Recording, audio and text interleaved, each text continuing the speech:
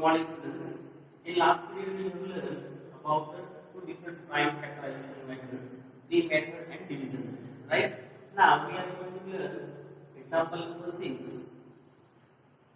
Let's see that find all prime factors of 1729 and arrange them in ascending order. Now state the relation, if any, between two consecutive prime factors. Now let's see first of all, by using a division method, we will factorize the given number 1729. Now 1729, what is the unit key? 9, right? So it cannot be divided by 2. Now 1 plus 7, 8, 8 plus 2, 10, 10 plus 9, 19, so cannot be divided by 3 also, right? Now unit digit is 9, so cannot be divided by even 5. Now let's try with 7. 7 to the 14, 3. 7 for the 28. 7 7 are 49, right? So we can say the given number 1729 is divided by 7. How many 7s are? 247 sevens are. Got it? Now next number is 247. So cannot be divided by 2, cannot be divided by 3, cannot be divided by 5, and by maybe 7, right? So let's try, maybe the unit digit is 7, so let's try 13. 13 ones are 13, 13 to the 26, so ones are 13. 1, 1, 7. Now 13, how many is that? Maybe 39 are 117. Given number is divided by 19, 13 is 1, 9. Right? So we got into three different factors, 7, 13 and 9. Right? So therefore 1279 is equal to 7 multiply 13 multiply 9. Then I'll see the question, arrange in ascending order. So it is already in ascending order, right? Small to b. Now state the relation, if any, between two consecutive prime factors. See the relation between two consecutive means one after one, right? Now 13 and 7, as well as relation between 7 and 13, as well as relation between 13 and 9, right? Just find the difference. 13 minus 7, maybe 6, right? 19 minus 13, 6. So we can say there is a relation between them. The difference of consecutive prime factors is 6, right? What is the difference? 6.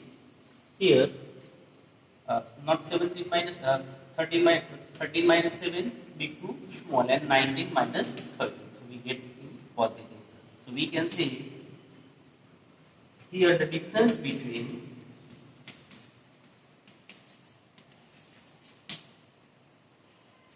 two consecutive prime factors is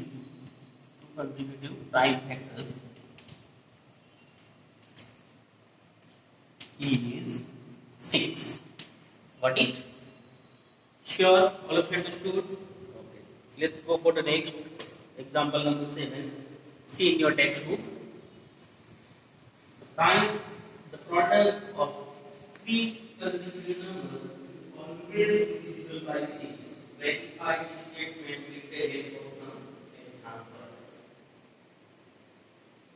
What is asking? The product of three consecutive numbers is always divisible by 6. Verify this statement with the help of some examples. Which consecutive numbers? The product of three consecutive numbers. Suppose first three consecutive, 1 multiply 2 multiply 3. Next one may be 2 multiply 3 multiply 4. 3 multiply 4 multiply 5. 4 multiply 5 multiply 6. Let's see the 4 different example. 1 to the 2, 2 3 the 6. So 6 can be divided by 6, right? Now 2 3 the 6, 6 4 the 24. So 24 also divided by 6. Now 3 4 the 12, right? 12 5 is the 60. Yes, it also can be divided by 6. Last one 4 5 is the 20. 26 the 120. Yes, definitely it also can be.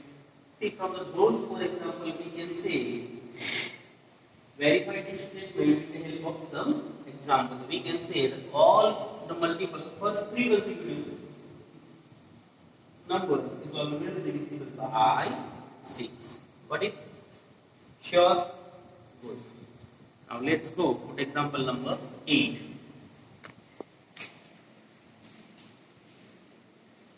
The sum of two consecutive odd numbers is divisible by 4. Verify this statement with the help of some examples. Divisible by what? 4.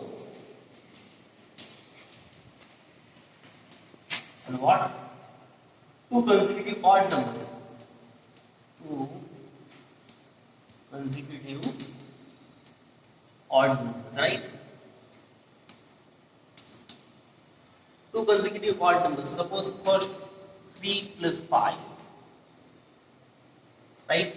Then after 3 plus 5, so 8, 5 plus 7, 12, 7 plus 9, 16, 9 plus 11, 20, 8. The sum of the above odd numbers are 8, 12, 16 and 20. All are divisible by 4. 4 2 is 8, 4 3 is 12, 4 4 is 16, 4 5 is 20. So from it we can say the consecutive odd, the sum of two consecutive odd numbers is divisible by 4 from the given example, right? We can prove it. Now let's go for example number 9. So example number 9. In which of the following expressions prime factorization has been done? See the first 4 given example. First 24 is equal to 2 multiply 3 multiply 4. See the 4 is not a prime factor, so we can say it cannot.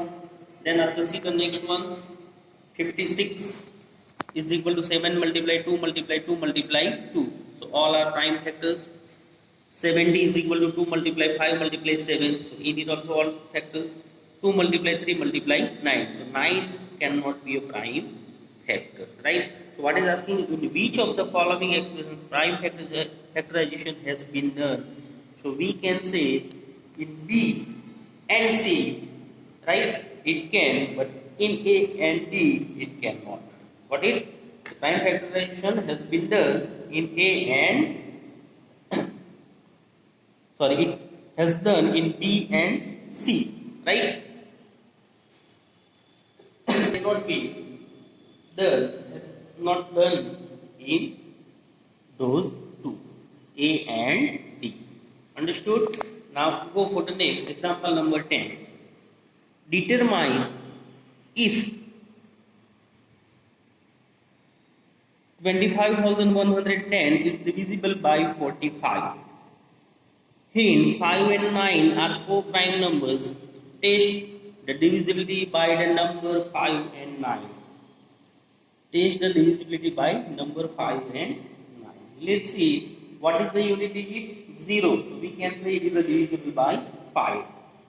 Right? Then after 2 plus 5, 7 plus 1, 8 plus 1, 9 plus 0. So 9. So we can say it is also divisible by 9. So we can say the given number 25,110 is divisible by 45. Understood? And what is the relation between them? Both 5 and 9 are what? Co-prime. Got it? Now go for the next 11. 18 is divisible by both 2 and 3. If it is also divisible by 2 multiply 3 is equal to 6. Similarly, a number is divisible by both 4 and 6. Can we say that a number must also be divisible by 4 multiply 6 is equal to 24? If not, give an example to justify your answer. See, a number divisible by 4 and 6 may not be divisible by 4 multiply 6. Maybe the any number, suppose 36. Example, we take one example. Example number 8. See, what is asking? 18 is divisible by 4, 2 and 3. It is also divisible by 2 multiply 3 is equal to 6. Similarly, a number is divisible by 4 and 6. Can we say that the number must also be divisible by 4 multiply 6 is equal to 24? If not, give an example to justify your answer.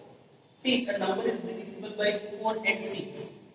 May not be divisible by 4 multiply 6. See the examples 36. 36 is divisible by 4 as well as 6, right? But it cannot be divisible by 4 multiply 6, right? 4 6 are 24. So it cannot be divided by 24. Got it?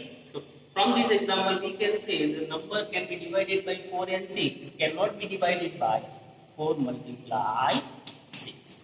Got it? Now let's go for the next example number 12.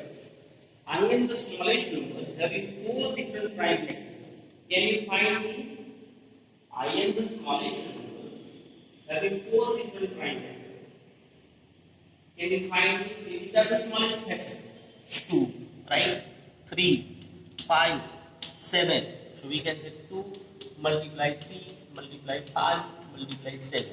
2 3s are 6, 5 7s are 35. Right? So 6 multiply 35. 35 multiply 6. 6 5s are 30, so 0, 3. 6 3s are 18 plus 3, 21. So 210. So we can say which is the smallest? 210, the smallest number having different 4 different prime factors 2, 3, 5 and 7 is equal to 210. So which number here? 210. What it? So next exercise about highest common factor will continue in next period. Okay, bye.